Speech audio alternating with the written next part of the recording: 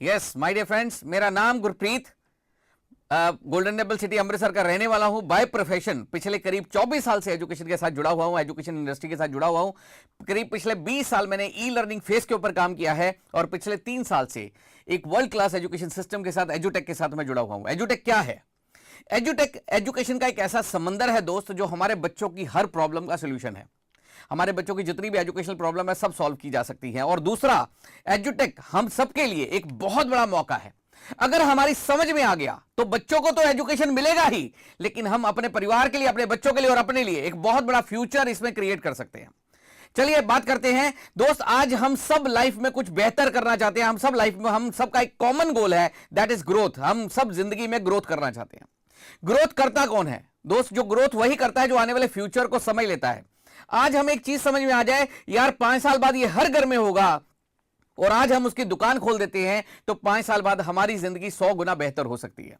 हमारे लिए सबसे इंपॉर्टेंट कौन है दोस्त? हमारे लिए सबसे इंपॉर्टेंट है हमारे बच्चे, हमारा परिवार। 80% जो कुछ भी हम कर रहे हैं अपने बच्चों के लिए, अपने परिवार के लिए कर रहे हैं। आज हमारे बच्चों की ग्रोथ के लिए सबसे इंपॉर्टेंट चीज क्या बन गई है दोस्त? आज हमारे बच्चों की ग्रोथ के लिए सबसे इंपॉर्टेंट चीज बन चुकी है education. Education is a basic need. पहले समय में लोग कहते थे रोटी कपड़ा मकान चाहिए, आज लोग कहते हैं खाना कम मिल जाएगा चल जाएगा, लेकिन हमारा बच्चा अच्छी एजुकेशन ले ले तो घर के खाने से भी ज्यादा जरूरी हो गया है एजुकेशन। और एजुकेशन में टाइम टू टाइम चेंज होते हैं। जैसे पहले गुरुकुल का जमाना था, राजा महाराजा के बच्चे गुरुकुल में पढ़ने के लिए जाते थे, सालों साल वही रहते थे और गुरुकुल में शिक्षा ग्रहण करते थे। फिर समय बदला, लोग मदरसों में और मंदिरों में जाने शुरू हो गए, मौलवी पढ़ाते थे या पंडित पढ़ाते थे। फिर समय बदला, स्कूल कॉलेज का जमाना आ गया, बच्चे स्कूलों कॉलेजों में जाना शुरू हो गए। आज एजुकेशन में एक बहुत बड़ा बदलाव हो रहा है दोस्त। आज हम क्लाउड की तरफ जा रहे हैं। क्लाउड का मतलब क्या होता है? आप इंडिया में रहते हो या अमेरिका में रहते हो, आपको कहीं आने जाने की जरूरत नहीं। जहां पे आप रहते हो वहां पे बैठ के एजुकेशन का फायदा आप ले सकते हो। आज हमारे बच्चे 2 तरह से पढ़ाई कर रहे हैं। एक होता है ट्रेडिशनल वे। ट्रेडिशनल वे क्या होता है? स्कूल कॉलेज जाके पढ़ना या किसी इंस्टीट्यूट पे जाके पढ़ना। जब कोई बच्चा किसी इंस्टीट्यूट पे या स्कूल कॉलेज जाके पढ़ता है तो क्या होता है? जब टीचर बच्चे को पढ़ाता है तो बच्चा क्या क्या करता है दोस्त? देखो, आप लिखता भी है, बोलता भी है, सुनता है, देखता है और समझता भी है। उसके सारे सेंस काम करते हैं। लेकिन हो क्या रहा है, आज हमारे बच्चे टेक्नोलॉजी पे शिफ्ट हो रहे हैं। आजकल बच्चे हमारे ऑनलाइन पे बैठ के पढ़ना शुरू हो गए। ऑनलाइन पे बैठ के जो बच्चे पढ़ रहे हैं वो 2 ही काम कर रहे हैं, देख रहे हैं और सुन रहे हैं। ना वो लिख रहे हैं, ना वो बोल रहे हैं, ना ही वो समझ पा रहे हैं। तो टेक्नोलॉजी का एक बहुत बड़ा डिसएडवांटेज हमारे सामने क्या आ रहा है? बच्चों की राइटिंग खत्म हो रही है। आज आप किसी बच्चे को बोलो बेटा 2 पेज का ऐसे लिख के दिखाओ, तो 2 पेज का ऐसे लिखना मुश्किल लग रहा है। आप उसको बोलो व्हाट्सएप के ऊपर टाइप करके भेज दे, उसमें दोनों हाथ चलते बच्चों के। लेकिन राइटिंग सबसे इंपॉर्टेंट फैक्टर है। अगर हमारे बच्चों का राइटिंग खत्म हो गया, समझिए एजुकेशन ही खत्म हो जाएगा। लेकिन टेक्नोलॉजी का एक बहुत बड़ा फायदा क्या है? That is visualisation. विजुअलाइजेशन क्या होता है? जैसे फॉर एग्जांपल बात करता हूं, 10th क्लास हम सबने पास किया। 10th क्लास में साइंस का पहला चैप्टर कौन सा था यह हमें याद नहीं रहता। लेकिन अगर 10 साल पहले हमने कोई फिल्म देखी है तो आज भी हमें याद होगी। उसकी स्टोरी, उसके कैरेक्टर, उसके डायलॉग तक याद हो जाते हैं। एक सिंपल डायलॉग आपके सामने बोलता हूं, अतामाजी सेटकली। हम एक डायलॉग सुनते हैं हमें पूरी फिल्म याद आ जाती है। कितने आदमी थे, हम एक डायलॉग सुनते हैं हमें पूरी फिल्म याद आ जाती है। और अब तो डायलॉग वाला भी समय खत्म हो गया। अब तो आदमी ऐसे ही करता तो समझ में आता क्या कह रहा है।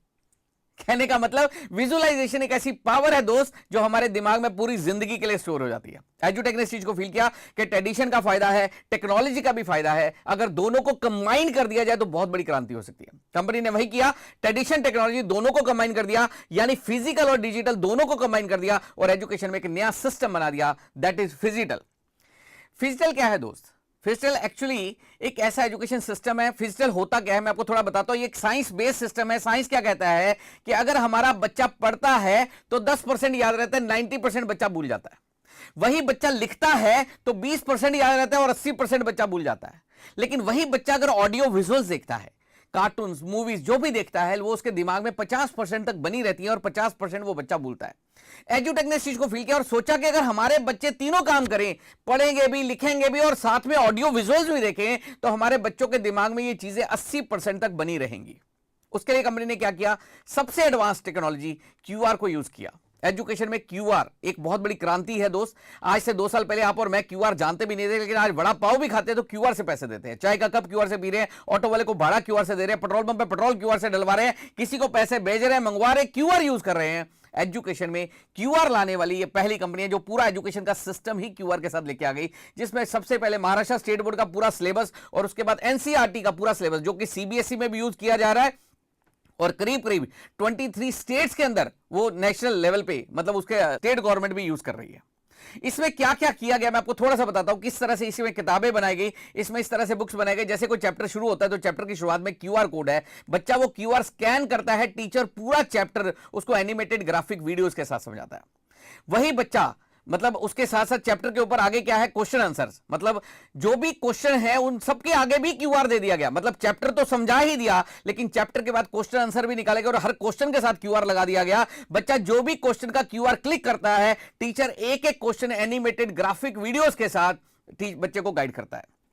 और ये बुक्स को वर्कबुक की तरह बनाया गया कि बच्चा समझेगा भी और लिखेगा भी, क्योंकि समझेगा तो 2 दिन बाद भूल जाएगा, लेकिन समझने के बाद लिख लिया तो पूरा साल उसको याद रहेगा। तो इस तरह से पूरा ये सिस्टम क्यूआर के साथ बनाया गया। और जब चैप्टर खत्म होता है तो लास्ट में फिर एक क्यूआर है जो कि बच्चे का टेस्ट लेने के लिए, जैसे क्लासरूम में हमारा टेस्ट होता था, 100 में से 70 मार्क्स आए, टीचर कांग्रेचुलेट करता था, लेकिन किसी टीचर ने नहीं बताया 30 कहां पे कट हुए। लेकिन इस क्यूआर का फायदा क्या है, इसमें एक डिजिटल मेंटर बच्चे को वॉच करता है। जैसे मान लीजिए बच्चे ने क्यूआर स्कैन किया, 30 सवाल खुल गए, 30 में से 20 सवाल सही कर दिए, 10 गलत कर दिए, तो लिखा हुआ रिमार्क आ जाता है, this is wrong, this is right, if you want to see the video click here. बच्चा क्लिक करता है, वापस उसको वीडियो पे लेके जाता है, जो बच्चे को पूरा सवाल दोबारा समझाता है ताकि बच्चे को समझ आए मैंने गलती कहां पे की है।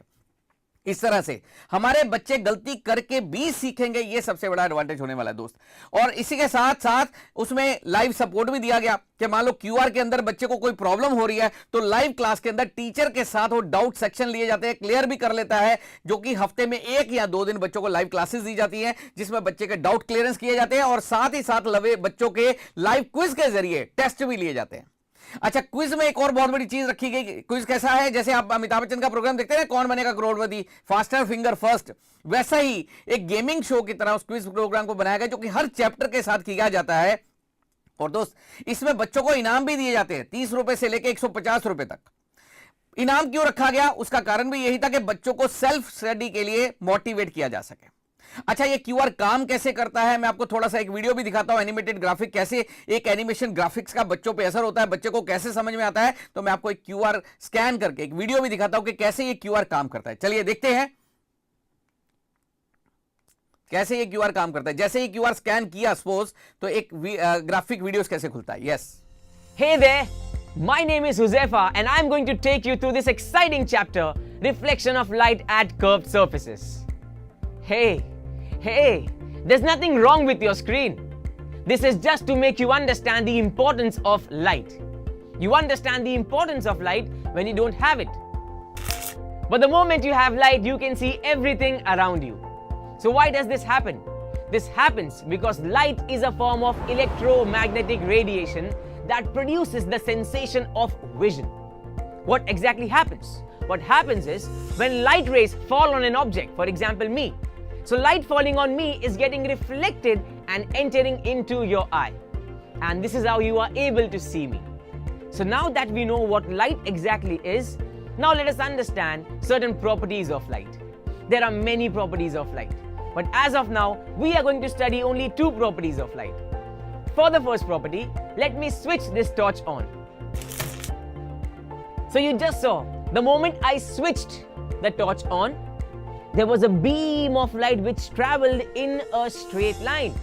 And this is the first property of light, that is rectilinear propagation. So the word recti means straight, linear means arranged in a line, and propagation means to travel. So rectilinear propagation means light always travels in a straight line. दोस्त इस तरह से एक एक सवाल के ऊपर animated graphic video से अब बच्चे को 10 साल बाद भी कोई सवाल आ जाए तो बच्चा उसका जवाब लिख सकता है। कंपनी जिसने बनाया, मैं आपको कंपनी के बारे में बताता हूं। कंपनी का नाम है एजुटेक, एजुकेशन विद टेक्नोलॉजी। कंपनी के एमडी है मिस्टर नीलेश खेड़ेकर, जो कि पूना के रहने वाले हैं, एमबीए किया हुआ है, इंजीनियरिंग किया हुआ है। एक सोच थी उनकी, मुझे कुछ ऐसा करना है कि घर घर तक एजुकेशन जा सके। 19 फरवरी 2022 यानी आज से करीब 3 साल पहले उन्होंने इस सिस्टम को लॉन्च किया पूना के अंदर। सबसे पहले महाराष्ट्र स्टेट गवर्नमेंट का, स्टेट बोर्ड का जो सिलेबस था उसको रन किया, उसको बनाया, और प्रतिभा पाटिल जी जो कि हमारी भूतपूर्व राष्ट्रपति रह चुकी हैं, उनके थ्रू इस प्रोग्राम का लॉन्च किया गया। महाराष्ट्र में बहुत सारे उनको अवार्ड रिवॉर्ड भी मिले। सबसे पहले महाराष्ट्र के राज्यपाल ने उनको अवार्डेड किया, श्री श्री रविशंकर जी ने अवार्डेड किया, गौर गोपाल दास जी ने अवार्डेड किया, टाइम्स ऑफ इंडिया ने अवार्ड किया, शरद पवार ने अपने ऑफिस में बुला के भी उनको अप्रिशिएट किया। उसके बाद टाइम्स ऑफ इंडिया ने तो अवार्ड दिया ही दिया दोस्त, लेकिन टेडेक्स के ऊपर भी उनका इंटरव्यू आ चुका है। TEDx एक ऐसा प्लेटफॉर्म है जिसमें हॉलीवुड या बॉलीवुड स्टार्स के इंटरव्यू आते हैं या बड़ी बड़ी बिजनेस हस्तियों के इंटरव्यू आते हैं। वहां पे इंटरव्यू आना उनके इंटरेस्ट लेवल पे वैल्यू दिखाता है। लेकिन यहां पे बस नहीं दोस्त, भारत सरकार ने भी दिल्ली बुला के उनको इस एजुकेशन सिस्टम के लिए अवॉर्डेड किया। मैं आपको वो वीडियो भी दिखाना चाहूंगा कि जब भारत सरकार ने उनको अवॉर्डेड किया। यस, श्री नीलेश खेड़ेकर, शिक्षा राष्ट्र उत्थान में मजबूत नींव का काम करती है और आपके शिक्षा के क्षेत्र में किए गए सतत प्रयास प्रशंसनीय है।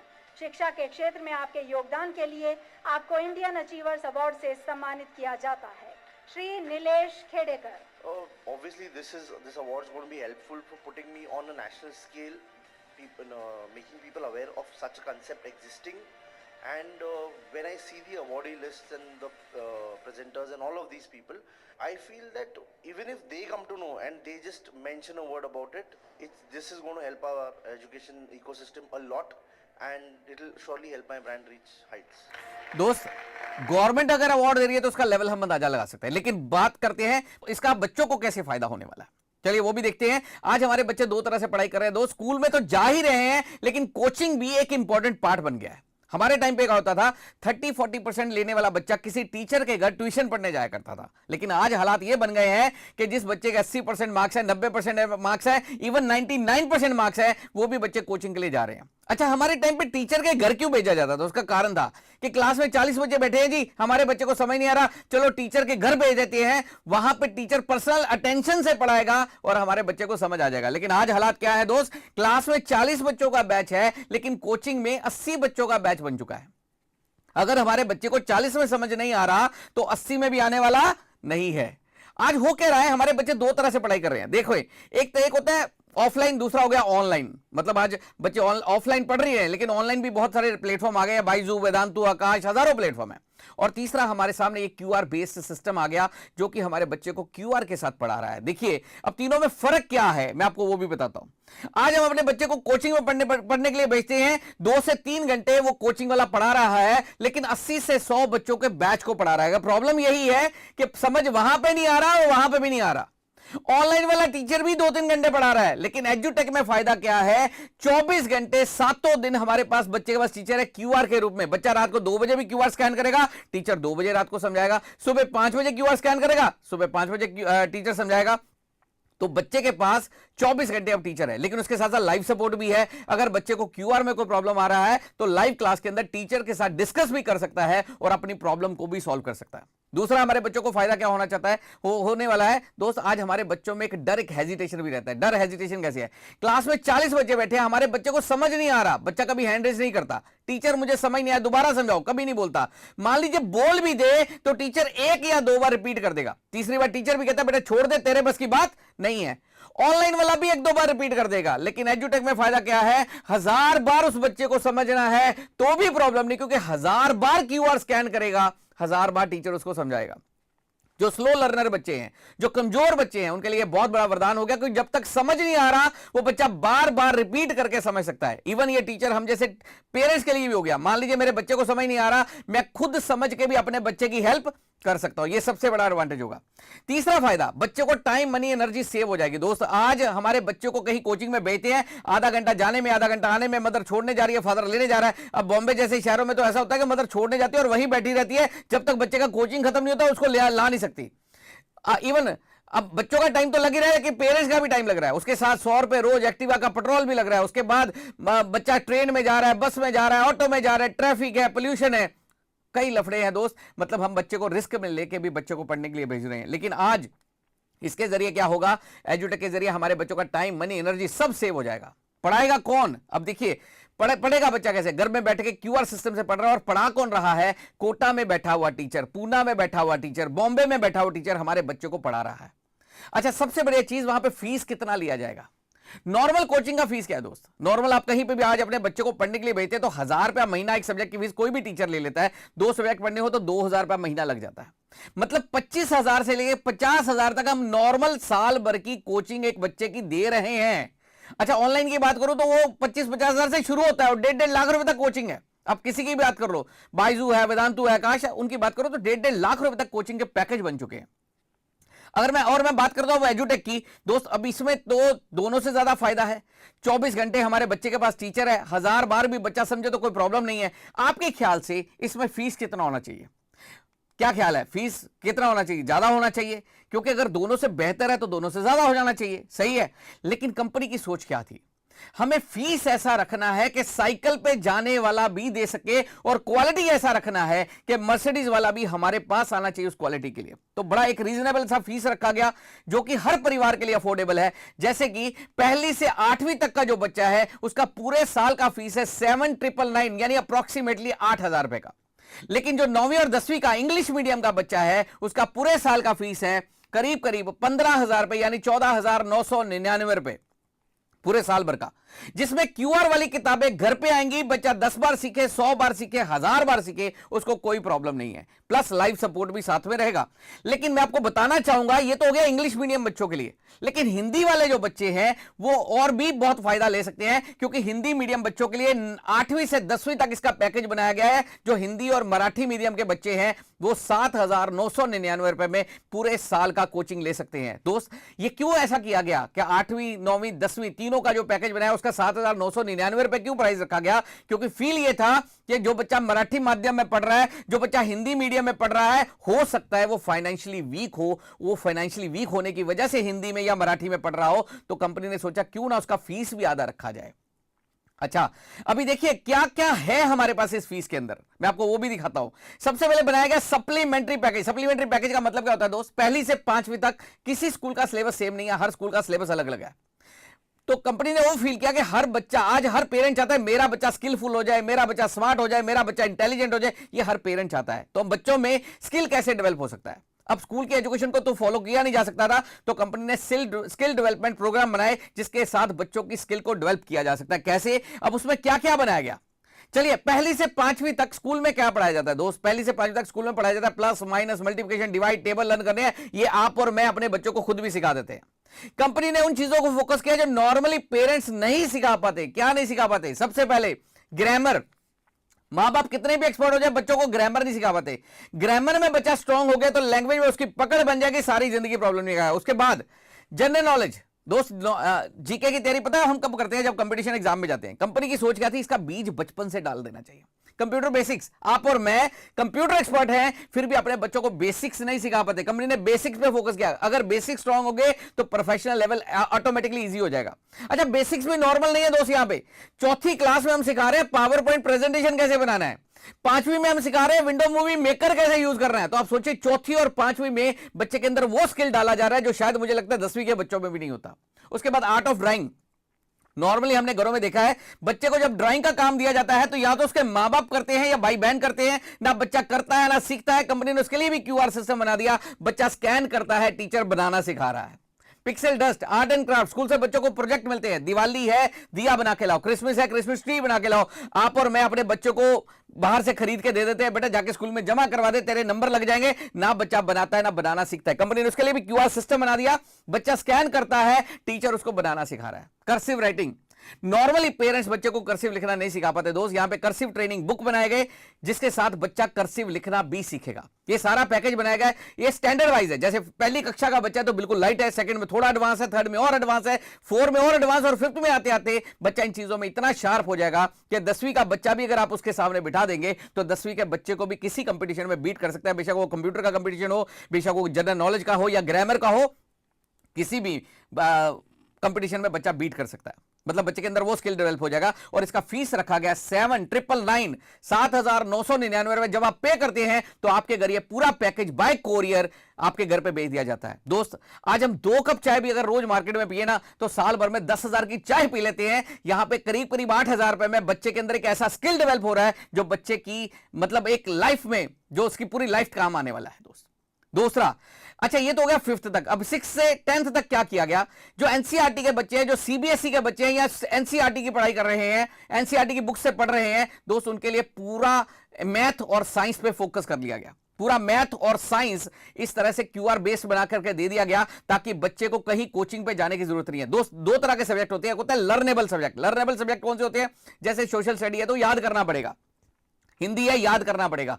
लेकिन मैथ और साइंस दो ऐसे टेक्निकल सब्जेक्ट हैं जो हमेशा हमें अपने बच्चे को कोचिंग में भेजना ही पड़ेगा, क्योंकि उसको समझाना ही पड़ेगा।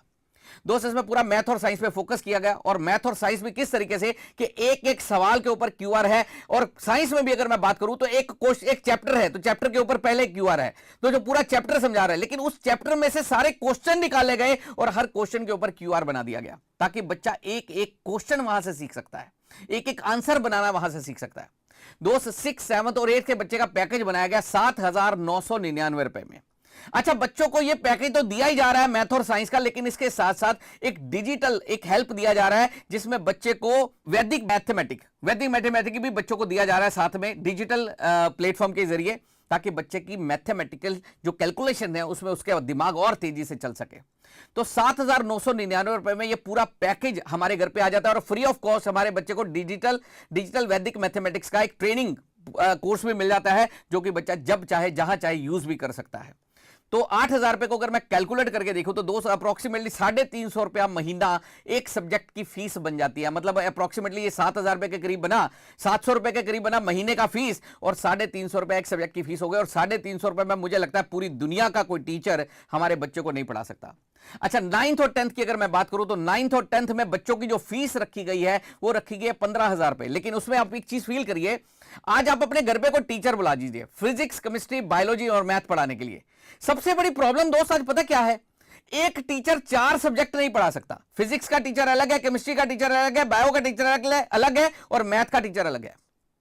अच्छा, आप 4 टीचर बुला लेते हो और हर टीचर करीब करीब 3 से 4 हजार रुपया महीने का लेता है। मतलब 15-16 हजार रुपया हम महीने की फीस दे देते हैं, लेकिन फिर भी टीचर सिर्फ 45 मिनट 50 मिनट हमारे बच्चे को पढ़ाता है।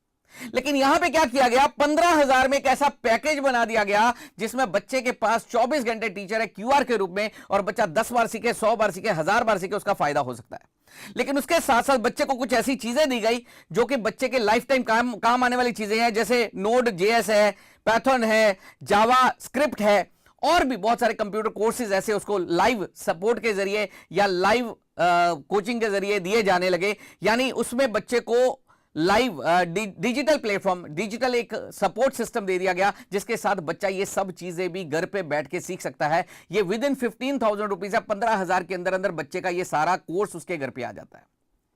दोस्त, मतलब महीने की फीस में ऑलमोस्ट बच्चे की साल भर की एजुकेशन का प्रोसेस हो रहा है।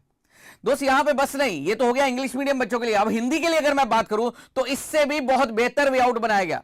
हिंदी वाले बच्चों के लिए पूरा पैकेज 8वीं 9वीं 10वीं पूरे साल का पैकेज है, करीब करीब 8,000 रुपए में, मतलब 7,999 रुपए में पूरा क्यूआर बेस्ड सिस्टम उनके घर पे आ जाता है। अब आप इसको कैलकुलेट करो, फिजिक्स, केमिस्ट्री, बायोलॉजी और मैथ कितने में हो गया, 8,000 रुपए में। अगर आप इसको कैलकुलेट करोगे तो ये बनता है 700 रुपए महीना। 700 रुपए महीना का मतलब हो गया करीब करीब 150 रुपया एक सब्जेक्ट की फीस हो गई पूरे महीने भर के लिए, 150 रुपया। तो 150 रुपए में कौन सा टीचर हमारे बच्चों को पढ़ा सकता है, ये आप खुद फील कर सकते हो। अच्छा, ऐसा नहीं है कि इसका रेट कम है तो क्वालिटी में कोई कॉम्प्रोमाइज किया गया होगा, नहीं, इसकी क्वालिटी शायद इंग्लिश से भी बहुत बेहतर बनाई गई। मैं आपको एक वीडियो इसका भी दिखाता हूं कि हिंदी में हम अपने बच्चों को कैसे सिखा रहे हैं। चलिए देखते हैं। हेलो बच्चा, तो आज हम कहाँ हैं? एक सुंदर से बगीचे में, और हमारे पास एक सुंदर सा पेड़ भी खड़ा है, और हमारा प्रश्न कुछ इसी से संबंधित है। हमारा प्रश्न है कि आंधी आने से एक पेड़ टूट जाता है और टूटा हुआ भाग इस तरह मुड़ जाता है कि पेड़ का शिखर जमीन को छूने लगता है और उसके साथ 30 अंश का कोण बनाता है। चलिए, तो इस पेड़ को अगर हम सीधी रेखा मान लें और इसका जो ऊपरी सिरा है वो पेड़ का क्या है, पेड़ का शिखर है, और हम इस बार मान लें कि अगर पेड़ के टूटने का स्थान ये बिंदु है जो उस पेड़ का मध्य बिंदु है, और पेड़ यहां से अगर टूटता है तो जमीन को ये कहीं जाकर स्पर्श करता है। यस, आपने देखा, जमीन को वो स्पर्श तो करता है लेकिन जमीन के साथ कोई कोण नहीं बनाता। ठीक है, ये हुई हमारी पहली स्थिति। अब हम जरा दूसरी स्थिति पे विचार करें। अब हम जरा माने कि पेड़ के टूटने का स्थान इसके मध्य बिंदु से ठीक ऊपर वाले किसी एक बिंदु से होगा। मान लीजिए कि वो बिंदु ये है, और पेड़ अगर यहां से टूटे तो आप जरा बताइए कि पेड़ जमीन पर तो गिरेगा, लेकिन जमीन को स्पर्श करते हुए कोई कोण नहीं बना रहा।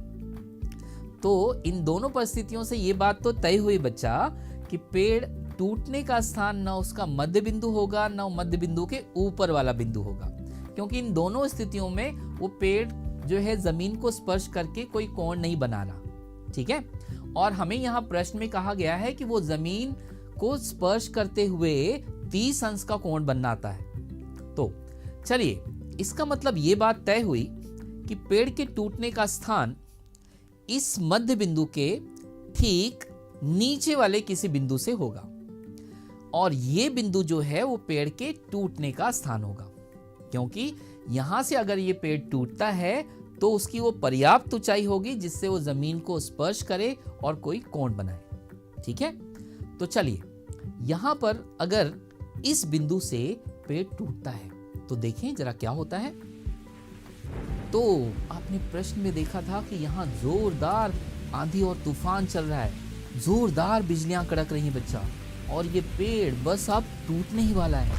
देखिए, अरे रे रे, ये देखा आपने, ये पेड़ टूट गया, और यहाँ पर ये पेड़ का जो शिखर है वो जमीन पर इस तरह पड़ा हुआ है। तो ये जो पेड़ का शिखर है वो, यस, ये पेड़ का शिखर हुआ जो उसके पाद बिंदु से, पाद बिंदु यानी क्या?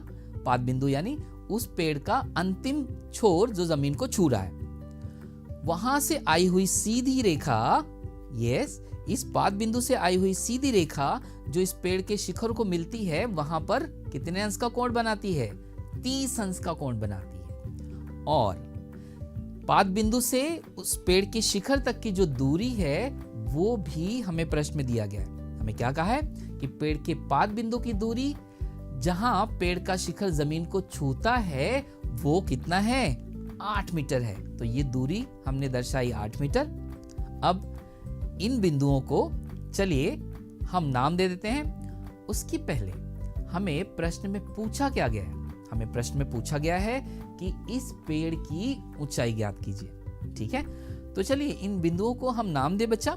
तो ये हुआ A, ये बिंदु C जहां से पेड़ टूट रहा है, अंतिम छोर का बिंदु जो पाद बिंदु है वो B, और ये D पेड़ का शिखर।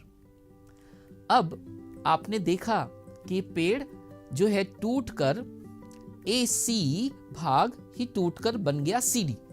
जब पेड़ बिंदु C से टूटा बच्चा तो AC ही टूटकर क्या बन गया? CD बन गया। यानी इसका अर्थ ये हुआ कि जो दूरी AC की होगी वही दूरी क्या CD की भी होगी? यस, बिल्कुल होगी। तो AC और CD ये दूरियां आपस में समान है। ठीक है, और ये पेड़ जमीन पर किस तरह खड़ा है? लंबवत खड़ा है, इसलिए कोण B कितने अंश का होगा? 90 अंश इस का तरह होगा। से हर सवाल एनिमेटेड ग्राफिक वीडियोस के साथ है। तो दोस्त, ये तो हो गया हमारे बच्चों के लिए जो कि बच्चे CBSE बोर्ड या NCERT का सिलेबस पढ़ रहे हैं। लेकिन जो महाराष्ट्र स्टेट बोर्ड के बच्चे हैं उनके लिए तो और भी फायदा हो गया, क्योंकि उनके लिए कंपनी ने 5 विषय कवर कर दिए, जिसमें मैथ साइंस तो दे ही दिया, लेकिन उसके साथ इंग्लिश, हिंदी, मराठी पे भी पूरा QR सिस्टम बना दिया। तो बच्चे के पास 5 विषय आ जाते हैं और उतनी फीस में आ जाते हैं। यानी 5th से ये स्टार्ट हो जाता है। 5th, 6th, 7th और 8th के बच्चे का पूरे साल का फीस है 7,999 रुपए, यानी करीब 8,000 रुपए में उस बच्चे के 5 विषय कवर हो जाते हैं। 9th और 10th पूरे साल का फीस हो गया 15,000 रुपए, जिसमें math, science, physics, chemistry, bio, math तो हो ही गया, लेकिन उसके साथ साथ इंग्लिश, हिंदी, मराठी भी हो गया। अगर आप देखिए, कैलकुलेट करके देखिए तो दोस्त इसका बहुत बड़ा फायदा हमारे बच्चों को मिल रहा है। अब 5 सब्जेक्ट बच्चे के कवर हो गए। दोस्त, इतना ही बस नहीं, अब बच्चे को एक चीज और फायदा के लिए दिया जा रहा है। जैसे 5th, 6th, 7th और 8th के बच्चे हैं, उनको डिजिटल एक असेस दिया जा रहा है वैदिक मैथ के लिए, ताकि बच्चे का मैथमेटिक कैलकुलेशंस और भी अच्छे से इंप्रूव किया जा सके। उनको डिजिटली असेस करना दिया जा रहा है, डिजिटली उसको फायदा दिया जा रहा है। और जो 9th और 10th के बच्चे हैं उनके लिए कंप्यूटर लैंग्वेजेस पे थोड़ा सा काम किया जा रहा है, जिसमें पाइथन हो या जावा स्क्रिप्ट हो, ऐसी लैंग्वेजेस बच्चे को सीखने के लिए दिए जा रही हैं, जो बच्चे का आगे करियर बनाने में बहुत फायदा करने वाली है। तो 15,000 के अंदर बच्चे के पास ये पूरा पैकेज आ जाता है। पहला तो एजुकेशन का पूरा पैकेज QR के साथ उनके घर पे आ जाता है, और उसके साथ साथ डिजिटल प्लेटफॉर्म के ऊपर उनको कंप्यूटर रिलेटेड या वैदिक मैथ रिलेटेड पूरी गाइडलाइन और उसके वीडियोस मिलने शुरू हो जाते हैं। तो ये हो गया इंग्लिश मीडियम बच्चे के लिए। और सेमी इंग्लिश के बच्चे जो हैं उनके लिए भी फायदा हुआ। उसमें 5th 6th 7th और 8th के बच्चे जिनका करीब करीब 3 विषय कवर हो जाते हैं, मैथ, साइंस और हिंदी, 7,999 रुपए में। और 8वीं 9वीं और 10वीं के बच्चे, उनके 4 विषय उसमें दिए गए, जिसमें मैथ, साइंस ये तो दिया गया, लेकिन इसके साथ हिंदी और इंग्लिश ये 2 विषयों पे भी काम किया गया। और वही फायदा उन बच्चों को भी दिया गया कि जो बच्चे 8वीं तक के हैं उनके लिए वैदिक मैथ, और जो बच्चे 9th और 10th के हैं उनके लिए कंप्यूटर लैंग्वेजेस, जिसके साथ बच्चे का फायदा हो सके। उनको डिजिटल असेस दिया जाता है इन चीजों के लिए, वैदिक मैथ के लिए और साथ में कंप्यूटर लैंग्वेजेस के लिए। चलिए बहुत बढ़िया, इसके साथ बच्चों का फायदा हो ही रहा है। लेकिन यहां पे बस नहीं, ये तो गया बच्चों के लिए। हमारे और आपके लिए क्या है दोस्त, उसमें हमारे और आपके लिए भी ध्यान रखा गया, क्योंकि हमारे लिए सबसे पहले एक चीज ऐसी बनाई गई जो हर घर की जरूरत है, स्पोकन इंग्लिश। आज हर बच्चा सीखना चाहता है। हर स्कूल जा रहा है बच्चा या कॉलेज जा रहा है, एक हाउसवाइफ है, बिजनेस वूमेन है, आप और मैं है, जॉब करते हैं, बिजनेस करते हैं, मार्केटिंग करते हैं, हम सब भी इंग्लिश बोलना सीखना चाहते हैं। इसमें QR बेस्ड एजुकेशन में इंग्लिश स्पीकिंग कोर्स बनाया गया, जिसको हम घर में बैठ के पूरा परिवार, एक पैकेज लिया, पूरा परिवार सीख सकता है। अच्छा, जब आप इंग्लिश स्पीकिंग कोर्स का ऑर्डर करेंगे तो उसका एक डिजिटल एसेस तो आपको स्पोकन इंग्लिश का कोर्स तो आएगा ही घर पे, QR बेस्ड बुक घर पे आएगा, जो पूरा 18 महीने के लिए वैलिड होगा। 7,999 रुपए उसका फीस होगा। लेकिन 7,999 जब आप पे करेंगे, इंग्लिश स्पोकन का कोर्स तो आ गया, लेकिन उसके साथ साथ डिजिटल एसेस मिलता है हमें, कंप्यूटर बहुत सारी लैंग्वेजेस सीखने के लिए भी, तो बहुत कुछ उसमें मिल रहा है। तो दोस्त उसका भी फायदा हमारे बच्चों को मिलेगा। यहां पे बस नहीं, इवन कंप्यूटर का बेसिक कोर्स जिसमें वर्ड, एक्सेल, पावर पॉइंट, पूरा कोर्स QR बेस्ड हमें बना के हमारे घर पे भेज दिया जाता है। 7,999 रुपए में पूरा कंप्यूटर का कोर्स, जिसमें basic course word, excel, power point. आज दोस्त अगर मैं MBA की है बच्चों की बात करूं ना, तो MBA करने के बाद भी बच्चों को एक्सेल पे काम करना नहीं आ रहा, इंजीनियरिंग करने के बाद भी एक्सेल पे काम करना नहीं आ रहा। और आज हमारी जितनी जॉब है वो एक्सेल से कनेक्टेड है, एक्सेल में काम करना ही पड़ता है। पावर पॉइंट की जरूरत हर बच्चे को है जो बच्चा स्कूल में प्रोजेक्ट बनाता है। और दोस्त वर्ड, जो भी थ्योरेटिकल काम है सारा वर्ड पे होता है। तो ये 3 चीज ऐसी है जो हर बच्चे की बेसिक नीड है। आज हम कंप्यूटर सीखने के लिए बच्चे को किसी इंस्टीट्यूट पे भेजते हैं तो इंस्टीट्यूट वाला सिर्फ इंपॉर्टेंट कमांड सिखाता है, नॉन इंपॉर्टेंट सिखाता नहीं है। लेकिन यहां पे बच्चे के पास एक ऐसा कोर्स आ जाता है जिसमें हर कमांड के ऊपर QR है, बच्चा एक एक QR स्कैन करता है और एक एक QR के साथ एक एक कमांड को सीखता है। दोस्त यहां पे बस नहीं, इवन जिन बच्चों को बेसिक आता है उनके लिए एडवांस कोर्स का भी तैयार किया गया, मतलब एडवांस एक्सेल भी हमारा बच्चा यहां से सीखेगा। अच्छा, एडवांस एक्सेल भी 7,999 रुपए में, 18 महीने की वैलिडिटी है। जो बेसिक कोर्स है वो भी 7,999 रुपए में, उसमें भी कंप्यूटर लैंग्वेजेस भी साथ में दी जाएंगी, उसका भी डिजिटल एसेस दिया जाएगा। मतलब बेसिक तो बच्चे के पास आ रहा है, लेकिन डिजिटल एसेस दे दिया जा रहा है कंप्यूटर लैंग्वेजेस सीखने के लिए, जिसमें पाइथन है, जावास्क्रिप्ट है, बहुत सारी लैंग्वेजेस है जिसमें बच्चा फायदा ले सकता है। इवन जो 7,999 रुपए में एडवांस एक्सेल बच्चा ले रहा है उसके लिए तो और भी ज्यादा फायदा दे दिया गया, क्योंकि digital access, accounting, tally, prime और वैदिक मैथमेटिक ये भी उन बच्चों को साथ में दिया गया ताकि बच्चे इसका भी फायदा ले सकते हैं। तो आप अंडरस्टैंड करिए कि मतलब बच्चा जो सीख रहा है वो तो सीख रहा है, लेकिन एक्स्ट्रा साथ में जरूर मिल रहा है ताकि बच्चा उसका भी फायदा ले सके। 8,000 रुपए में दोस्त ये एक ऐसा कोर्स है जो शायद हमारे बच्चों का पूरा लाइफ बना सकता है। एडवांस एक्सेल की मैं बात करूं तो अगर अपने शहर में भी ढूंढने जाए ना, एडवांस एक्सेल का टीचर मिलना मुश्किल है, और अगर मिल भी गया तो 30-40 हजार फीस मांगेगा। यहां पे 8,000 रुपए में बच्चा 18 महीने की वैलिडिटी में एक पूरा पैकेज हमारे घर पे आ गया और पूरा परिवार सीख रहा है। अच्छा, चलिए मैं QR आपको इसका भी दिखाता हूं कि हमारा बच्चा इंग्लिश बोलना कैसे सीखता है। चलिए एक डेमो इसका भी देख लेते हैं ताकि हमें और अच्छे से क्लियर होगा। यस,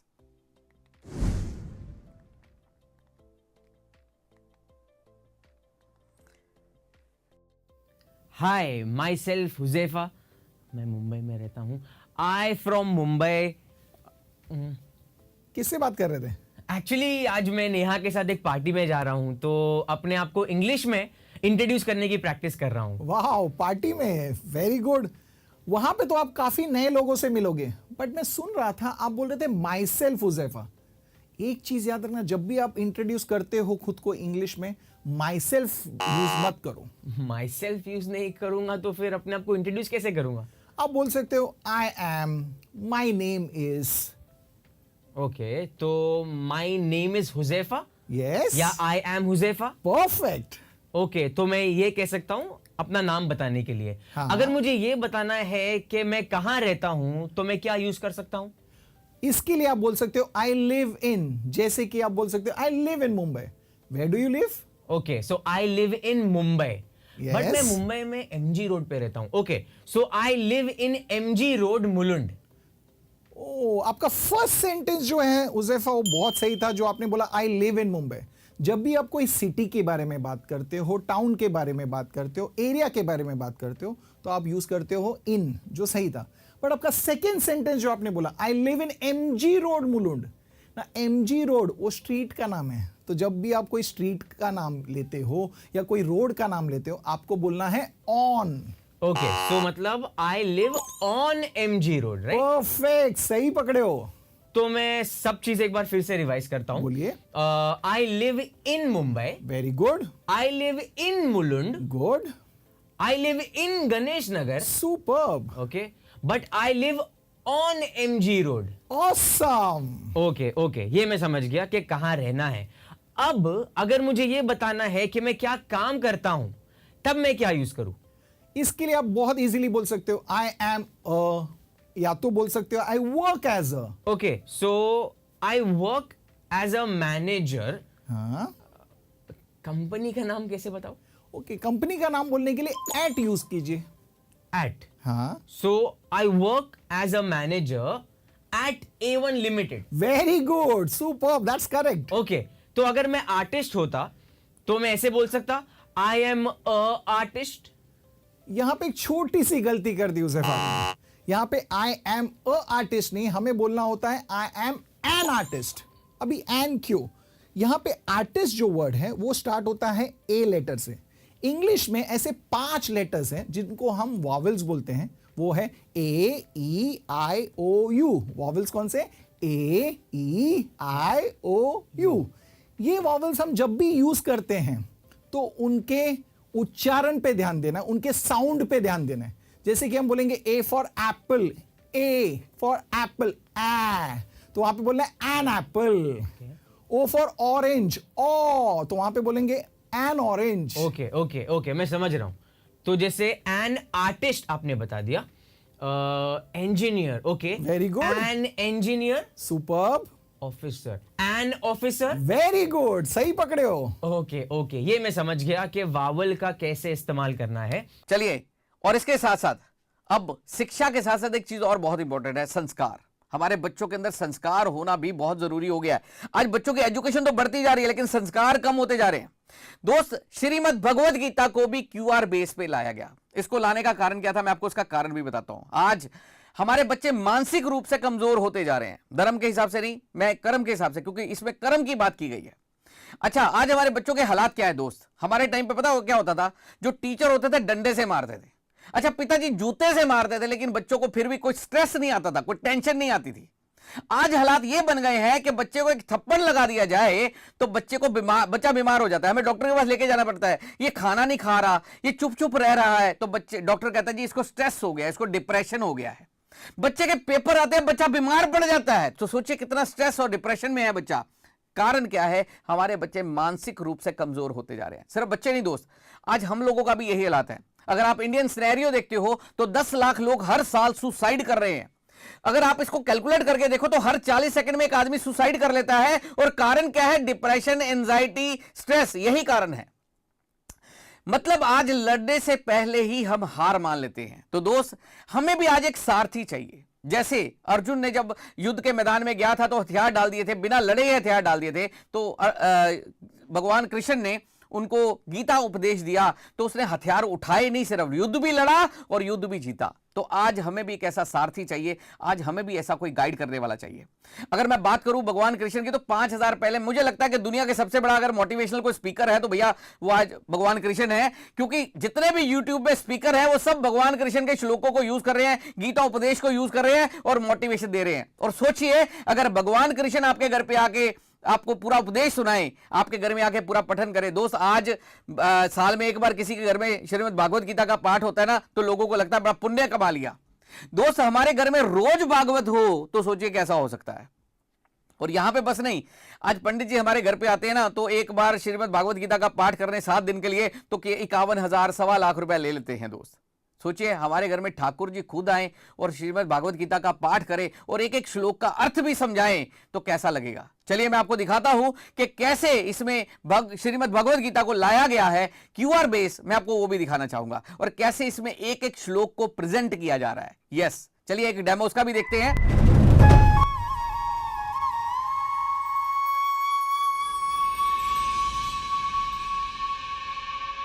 सुख दुःखे समे कृत्वा लाभालाभौ जया जयौ ततो युद्धाय युज्यस्व नैवं पापमवाप्स्यसि।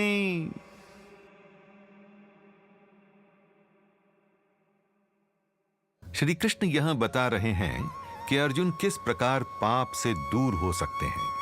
वे कहते हैं कि अर्जुन, चाहे लाभ हो या हानि, चाहे सुख मिले या दुख, चाहे विजय मिले या पराजय, जब तुम इन्हें समान मानकर इनके आकर्षण अथवा इनकी चिंता दोनों से दूर होकर युद्ध करोगे तो तुम पाप से भी मुक्त रहोगे।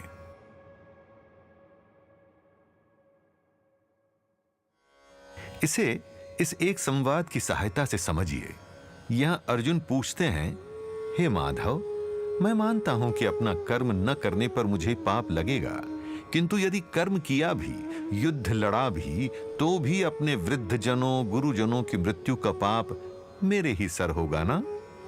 इसके उत्तर में श्री कृष्ण कहते हैं, अर्जुन, यदि तुम सच्चे विवेक के साथ लड़ोगे तो पाप के भागी नहीं बनोगे, क्योंकि पाप किसी कर्म से नहीं, उसके पीछे छिपे उद्देश्य से जुड़ा है।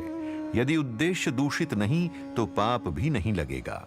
तुम्हें युद्ध करते समय कोई स्वार्थ नहीं रखना, न विजय का, न पराजय का, न लाभ का, न हानि का। तो फिर अर्जुन पूछते हैं कि माधव, यदि विजय और पराजय का भी विचार न हो तो फिर ऐसे में युद्ध करने की प्रेरणा ही क्या है?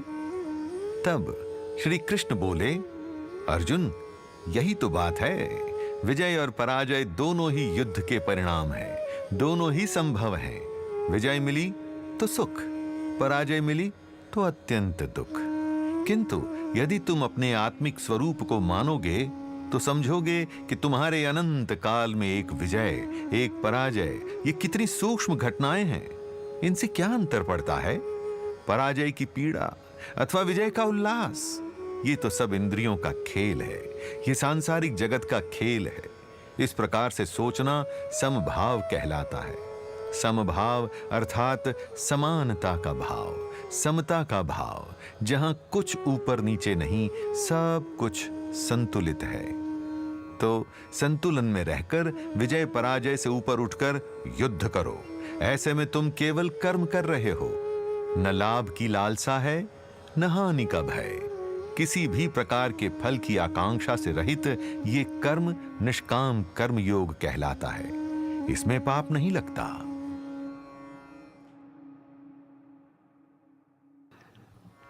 यहां प्रयत्न यही है कि अर्जुन यह समझे कि निष्काम कर्म अर्थात किसी फल की आकांक्षा के बिना किया गया कर्म ही सर्वोच्च है। व्यक्तिगत जीवन में भी इसे इस प्रकार समझा जा सकता है। यह संसार जटिल है। कई घटनाएं मिलकर किसी परिणाम को तय करती हैं। आपने परीक्षा में बहुत तैयारी की, किंतु उस दिन स्वास्थ्य बिगड़ गया, परीक्षा देने ही ना जा पाए। स्वास्थ्य ठीक रहा, किंतु उस दिन प्रश्न पत्र पर अंत में स्याही गिर गई, सब लिखा बिगड़ गया। अनेकों संभावनाएं हैं, जिनमें से यह भी अवश्य है कि आप परीक्षा में सर्वोच्च आए। अब तनिक विचार कीजिए कि इन सभी अवस्थाओं में आपके नियंत्रण में क्या है? क्या है? केवल आपकी तैयारी है ना? यदि स्वास्थ्य का डर सताता रहा तो भी तैयारी पर प्रभाव होगा। यदि ऐसा लगता रहा कि यह परीक्षा तो बहुत ही सरल है, तो कदाचित आप आलस में आ जाएं और ऐसे में कुछ छूट जाए। ऐसी बातों को ध्यान में रखना जिन पर आपका कोई नियंत्रण ही नहीं, यह कितना व्यर्थ है ना। उसी प्रकार कई बार यह भी होता है कि हम किसी कार्य की ओर पहला कदम लेने से पहले ही यह सोचकर हताश हो जाते हैं कि इसमें कुछ गलत ना हो जाए, वो कार्य शुरू ही नहीं कर पाते। किंतु सत्य तो आप भी जानते हैं कि किसी भी रास्ते के सभी गड्ढे आप शुरुआत में ही नहीं जान सकते। एक एक करके कदम लेना होगा, एक एक करके समस्याओं को सुलझाना होगा। इस पूरे वर्णन में दो बातें एकदम साफ हैं। बाहरी परिस्थितियां आपके नियंत्रण में नहीं, केवल और केवल आपका कर्म ही आपके नियंत्रण में है। केवल अपना कर्म कीजिए और लगन से कीजिए।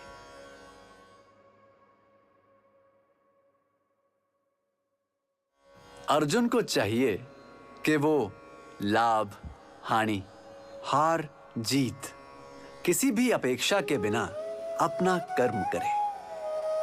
अपेक्षाएं हमें अपना दायित्व निभाने में सहायता तो नहीं करती, परंतु कई बार बाधा अवश्य बन जाती हैं। इसे पारिवारिक या सामाजिक परिवेश में समझिए। किसी परिवारजन को आपकी सहायता की आवश्यकता है और उनकी सहायता करना आपके लिए छोटी सी ही बात है। कितनी सरल परिस्थिति है ये। किंतु यदि मन में अपेक्षाएं हावी हो जाएं, तो मानसिकता ही बदल जाएगी। उनकी सहायता करने से आपको क्या लाभ होगा भला? अथवा यह कि उन्होंने भी तो एक समय में आपकी सहायता नहीं की थी, तो फिर आप क्यों करें? कितनी संकीर्ण है ये सोच। हमें अपने पारिवारिक और सामाजिक दायित्व से दूर करती है। विचार कीजिए कि यदि आप उनकी जगह होते और कोई ऐसे छोटे कारणों से सहायता के लिए मना कर देता, तो क्या वो ठीक होता? किसी की सहायता इसीलिए नहीं करनी चाहिए कि उसमें आपको कोई लाभ दिखता है, किंतु इसीलिए करनी चाहिए क्योंकि आप ऐसा करने में सक्षम हैं।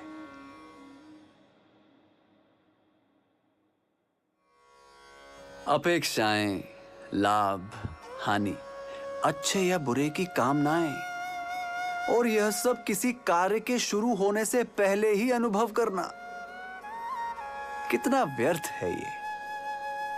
व्यवसायिक जीवन में न जाने कितने कार्य इसी कारण अटक जाते हैं, क्योंकि कहीं ना कहीं कोई ऐसा होता है जो यह सोचकर अपने दायित्व का निर्वाह नहीं करता कि इस कार्य में उन्हें क्या लाभ। इसी प्रकार के लाभ की लालसा ही तो भ्रष्टाचार को भी जन्म देती है। कितना अच्छा हो यदि सब अपना दायित्व पूर्ण रूप से निभाएं, सभी काम कितनी सरलता से हो जाएंगे, है ना? आप इस बात में सहमत अवश्य होंगे, यह मैं अच्छे से जानता हूं। तो फिर इस बात से भी सहमत हो जाइए कि शुरुआत कहीं और से नहीं, आप ही से हो सकती है और आप ही से होनी चाहिए। कोई और आपके नियंत्रण में नहीं, केवल आपका काम आपके नियंत्रण में है। अपना दायित्व पूर्ण रूप से निभाइए। ऐसा करने पर आपको असीम संतोष मिलेगा। भावनात्मक उतार चढ़ाव के दुष्प्रभाव से भी आप दूर होना सीखेंगे। दोस्त, ये सिर्फ एक श्लोक था जो आपने देखा। सोचिए, अगर एक श्लोक ऐसा है तो 700 श्लोक, 18 अध्याय, मतलब शायद एक श्लोक में पूरा जीवन बता दिया। तो सोचो, हर श्लोक में अगर ऐसा हो और हमारे बच्चे रोज का सिर्फ एक श्लोक भी सुने तो हमारे परिवार में क्या चेंज हो सकता है, क्या बदलाव हो सकता है। मैं समझता हूं इसकी वैल्यू अगर बताई जाए तो वैल्यू तो करोड़ों में होनी चाहिए दोस्त, क्योंकि एक भी श्लोक अगर हमारी जिंदगी बदल जाए तो शायद उसकी वैल्यू बताई भी नहीं जा सकती, करोड़ों में भी कम है। लेकिन जब इसमें काम किया जा रहा है, इतना बड़ा काम किया जा रहा है, तो ऑब्वियस है इसका कोई कॉस्ट है, उसका कुछ कॉस्ट कोई लेना पड़ेगा। तो दोस्त अब अगर मैं बात करूं, मार्केट कंपैरिजन भी करूं, आज भगवत गीता मार्केट में अवेलेबल हैं, बहुत सारी हैं। या मोदी जी ने भी एक भगवत गीता का इनोग्रेट किया गया है मोदी जी के थ्रू, जिसमें 38,750 रुपये उसका प्राइस है। दोस्त एक भगवत गीता ऑलरेडी ऑनलाइन पे मिलता है, उसमें करीब 14-15 हज़ार रुपये उसका प्राइस है, ऑनलाइन पे मिलता है। उसमें क्या है, ऑडियो है, उसमें श्लोक और उसका अर्थ बताया जाता है, लेकिन इसमें पूरा एनिमेटेड ग्राफिक वीडियोस के साथ पूरा श्लोक समझाया भी जा रहा है और उसका इंप्लीमेंटेशन भी बताया जा रहा है। मतलब ठाकुर जी खुद हमें बताते हैं कि हमारी पर्सनल लाइफ पे, हमारी फैमिली लाइफ पे, हमारी प्रोफेशनल लाइफ पे इसका क्या मतलब है एक एक श्लोक का। तो आप सोचिए क्या होने वाला है। जब इसके प्राइस की बात की गई तो प्राइस इसका भी ऐसा ही रखा गया जो हर परिवार अफोर्ड कर सके। पूरा श्रीमद् भगवद गीता का पूरा ग्रंथ आपके घर में बाय कोरियर आता है, जिसमें श्लोक पढ़ा भी जा सकता है। मतलब संस्कृत में भी है, हिंदी में भी है और उसका इंग्लिश में भी अनुवाद है, लेकिन उसके साथ साथ सामने उसके QR है और जैसे ही आप QR स्कैन करते हो तो ये पूरा श्लोक एक्सप्लेनेशन आपके सामने खुल जाता है। जब इसके प्राइस की बात की तो प्राइस रखा गया 12,999 रुपए और इसका वैलिडिटी अगर मैं बात करूं 12,999 जब आप पे करते हैं तो मास्टर क्लासेस भी आपको मिलती हैं, लेकिन इसके साथ साथ इसका वैलिडिटी पीरियड रखा गया 5 साल के लिए। 5 साल तक ये हमारे QR एक्टिव रहेंगे, लेकिन 5 साल बाद हम सिर्फ 500 रुपए और देंगे, दैट इज क्लाउड चार्ज, वो हम पे करेंगे और अगले 5 साल ये हमारा और एक्टिव कर दिया जाएगा। मतलब अगर हम बात करें तो ये हमारा भी मार्गदर्शन करेगा, हमारे बच्चों का भी मार्गदर्शन करेगा और हमारे पूरे बड़े बुजुर्गों के भी काम आएगा। तो दोस्त इस तरह से श्रीमद् भागवत गीता का पूरा ग्रंथ हमारे घर पे आ जाता है। दोस्त ये तो हो गई बात शिक्षा और संस्कार की, लेकिन इसके साथ साथ एक और बहुत जरूरी चीज है, वो है रोजगार। अब रोजगार पे भी काम किया गया। दोस्त ये इस तरह से प्रोजेक्ट लाया गया जिसमें शिक्षा और संस्कार में पूरी डिटेल में काम किया गया। चलिए हम अगले पार्ट में फिर दोबारा मिलते हैं जल्दी ही। तब तक के लिए खुश रहिए, खुशहाल रहिए, मस्त रहिए, स्वस्थ रहिए और अपनी जिंदगी में आगे बढ़ने में व्यस्त रहिए।